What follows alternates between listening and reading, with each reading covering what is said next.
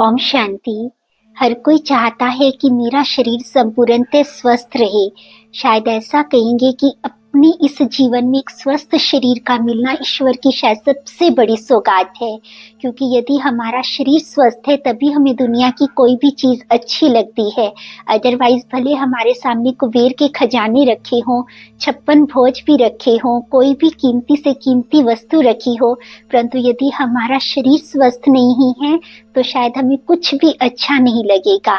जब हमारा शरीर ठीक होता है, हमारा शरीर स्वस्थ होता है, तभी हमें सब कुछ अच्छा लगता है। तो हर कोई चाहता है कि मेरा शरीर संपूर्णतः स्वस्थ रहे। हम अपने शरीर को स्वस्थ रखने के लिए बहुत कुछ करते भी हैं, अपनी डाइट पर भी ध्यान देते हैं, एक्सरसाइज करते हैं, योगा करते हैं, परंतु आज हम कुछ छोटे छोटे से और सहज उपाय लेकर के आए हैं, क्योंकि हमारे तन का कनेक्शन हमारे मन और अन्न से भी बहुत अधिक होता है। तो कुछ ऐसे उपाय जो इनसे रिलेटेड हैं, क्योंकि हमारे कुछ कर्मों का ऐसा हिसाब किताब होता है जिसके फलस्वरूप भी हमारे शरीर में कई बार बहुत बीमारियां आती रहती हैं। तो उनको हम कैसे सेटल कर सकते हैं, कैसे हम अपने तन के रोगों को इन उपायों के द्वारा ठीक कर सकते हैं। यकीन मानिए, आपके साथ सिर्फ वही उपाय शेयर किए जा रहे हैं जो कुछ लोगों ने पहले प्रैक्टिकली करके देखे हैं और उन्होंने इसके सुंदर रिजल्ट्स लिए हैं। तो देखिए, सबसे पहले क्या होता है कि जब हमारे कर्मों का हिसाब किताब होता है, कर्मों के हिसाब किताब के रूप में जब हमारे तन में कोई बीमारी या रोग या तकलीफ आती है, तो एक अमाउंट हमारी ऐसा कहा जाता है कि निश्चित हो जाती है कि इतनी रकम हमारी बीमारी पर खर्च होनी ही है। वो हमारे कर्मों का ऐसा हिसाब किताब बना हुआ होता है। ऐसा क्यों कहा गया? पहले एक व्यक्ति ने ऐसा प्रैक्टिकली करा और उन्होंने इस चीज को शेयर किया और फिर हम लोगों ने भी उसको अपने जीवन में अप्लाई करके देखा और सच में इसके इतने सुंदर रिजल्ट्स आए। उन्होंने क्या किया कि एक व्यक्ति को जब बीमारी हुई तो डॉक्टर्स ने उनको कहा कि आपके पास 6 मंथ्स हैं, इससे ज़्यादा आप जीवित नहीं रह सकते हैं। परंतु वो जो व्यक्ति थे वो बहुत अधिक धनवान थे, उनके पास धन बहुत खूब था, परंतु सारा धन भी मिला करके अब उनको स्वास्थ्य नहीं दे पा रहा था, माना उनको ठीक नहीं कर पा रहा था।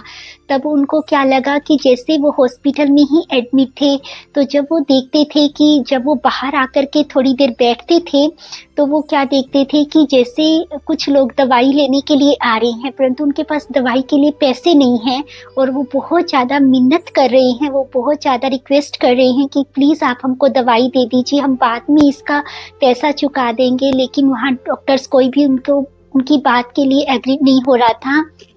तब उनके मन में आया कि यहाँ जितने भी पेशेंट्स ऐसे आते हैं जिनके पास मना अपनी बीमारी के इलाज के लिए खर्च नहीं कर सकते हैं, क्योंकि उनके पास अपार धन था, तो उन्होंने वहाँ जितना समय वो एडमिट रहे तो उन्होंने कहा कि मैं जिसको भी देखता था कि जिसको जिस चीज़ की भी ज़रूरत है, इवन मैं सबके लिए फ्रूट्स भी वहाँ अवेलेबल कराता था। हर एक बेड के पास मेरी तरफ से फ्रूट जाता था और फिर मैं जब भी देखता था कि किसी को दवाई की ज़रूरत है, किसी को किसी भी प्रकार की हेल्प की ज़रूरत है, तो मैं हर उस वक्त बीमार पेशेंट की बहुत अधिक मैंने मदद की। फिर मैंने क्या फील किया कि जैसे जैसे मैं मदद करता जा रहा हूँ, ये मुझे बाद में रियलाइज़ हुआ कि जैसे जैसे मैं मदद करता जा रहा था, मैं खुद को बहुत अच्छा फील करता जा रहा था। ऐसे लग रहा था जैसे मेरी बीमारी हील होती जा रही है, मैं स्वस्थ होता जा रहा हूँ। और आज भी वो पूरी अच्छी तरह से स्वस्थ हैं और वो जीवित हैं, और इस बात को शायद कई वर्ष हो चुके हैं। लेकिन उन्होंने ये कहा कि जब डॉक्टर्स ने भी फिर मेरे को चेक किया तो उनको भी बड़ा वंडर लगा, क्योंकि मेरी बीमारी लगभग ख़त्म हो चुकी थी। और फिर मैं ये समझ पा रहा था, धीरे धीरे मुझे ऐसा टचिंग्स होने लगी थी कि जब हम किसी दूसरे के बीमार व्यक्ति की बीमारी पर खर्च करते हैं तो इससे हमारी अपनी बीमारी भी हील होनी शुरू हो जाती है। इसके 2 कारण होते हैं, क्योंकि हमारे कर्मों के हिसाब किताब के अनुसार हमारा उतना धन हमारी बीमारी पर खर्च होना है। तो चूँकि वो हमारा धन खर्च होना होता है, तो चाहे वो हम अपनी बीमारी पर करें या अन्य किसी व्यक्ति की बीमारी पर करें, तो चूँकि वो उतना धन खर्च होने के कारण उस धन का हिसाब किताब पूर्ण हो जाता है, जिससे फिर वो हमारी बीमारी, क्योंकि वो उसी हिसाब किताब के कारण अगर आई होगी तो वो ठीक हो जाएगी। और दूसरा क्या होता है, ऐसे बहुत सारे लोगों की, बहुत सारे गरीब व्यक्तियों की दुआएं मिलती हैं, और वो दुआएं तो इतना बड़ा कार्य कर सकती हैं, आप समझते हैं, जो दुनिया में कोई भी ताकत नहीं कर सकती। तो ये दो शक्तियां मिल करके फिर हमारी बीमारी को बहुत जल्दी हील कर देती हैं। तो इससे अच्छा हम एक ऐसा नियम बना सकते हैं कि जब भी हम पूरे मंथ में माना डेली निकाल सके तो बहुत बढ़िया, भले वो आप 1 रुपीज निकालिए, 2 रुपीज, वो जैसी आपका सामर्थ्य है, जैसी आपकी भावना है, जैसी आपकी इच्छा है, जितनी भी आपको लगता है, तो कुछ ना कुछ अमाउंट आप दूसरे व्यक्तियों की बीमारी को ठीक करने के लिए अवश्य निकालें।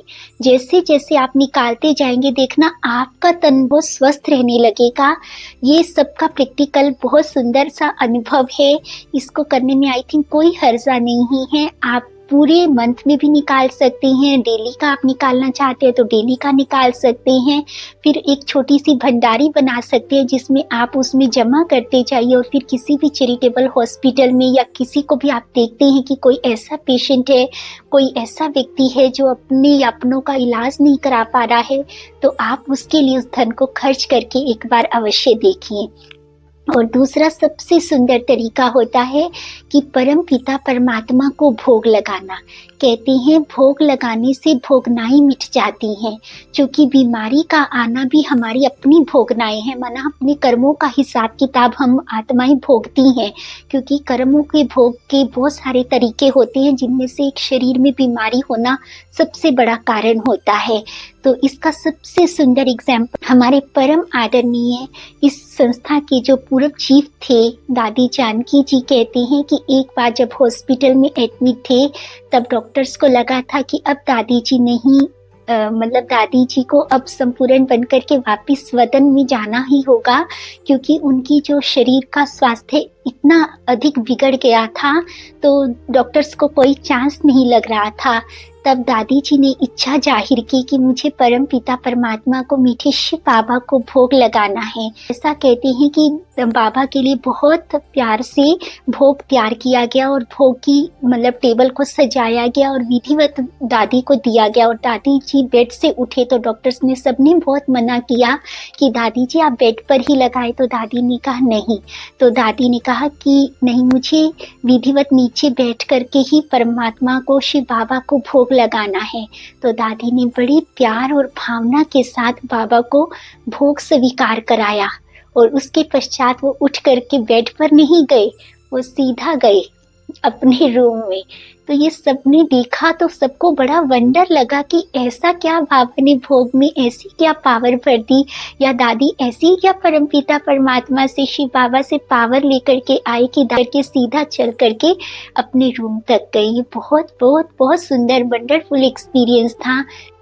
सच में जब परम पिता परमात्मा को हम बड़े प्यार और भावना के साथ भोग स्वीकार कराते हैं, क्योंकि वो दाता है और वो हर चीज का भाड़ा देता है, वो भावना का फल अवश्य ही देता है।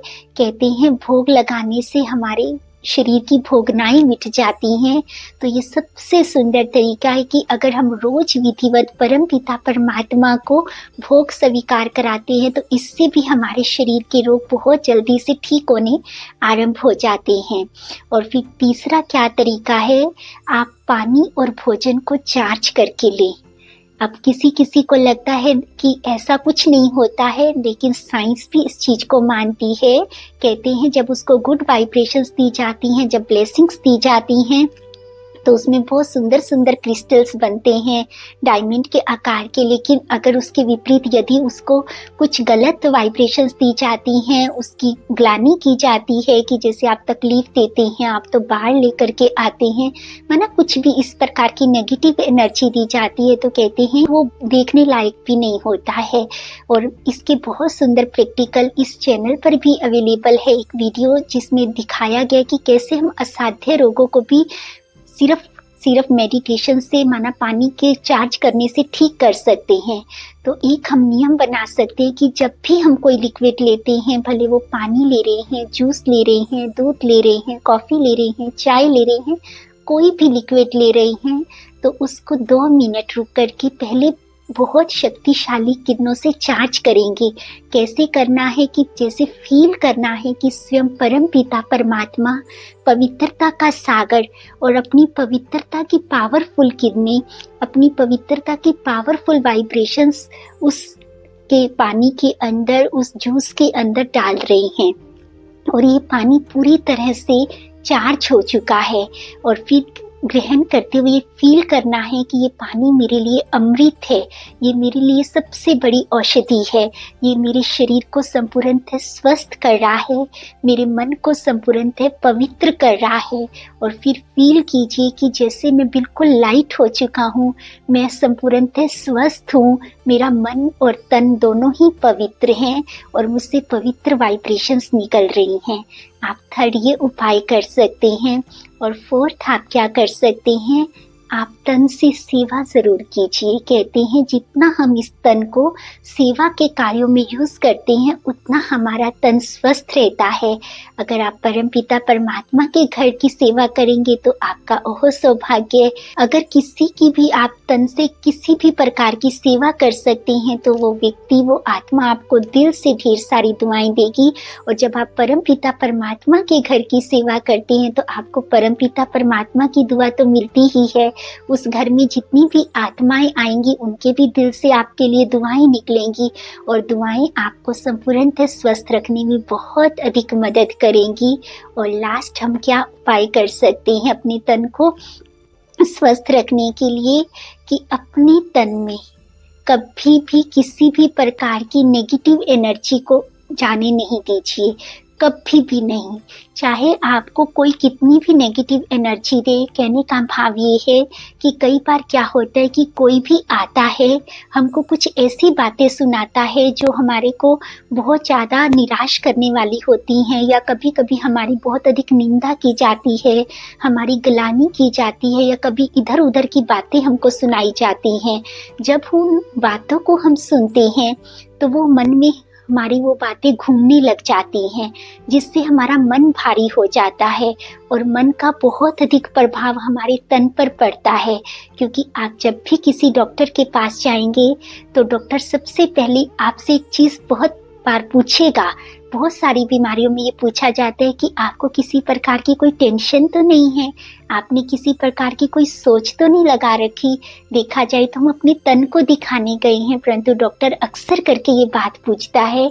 क्यों पूछता है? क्योंकि हमारे मन का सीधा सा प्रभाव हमारे तन पर पड़ता है।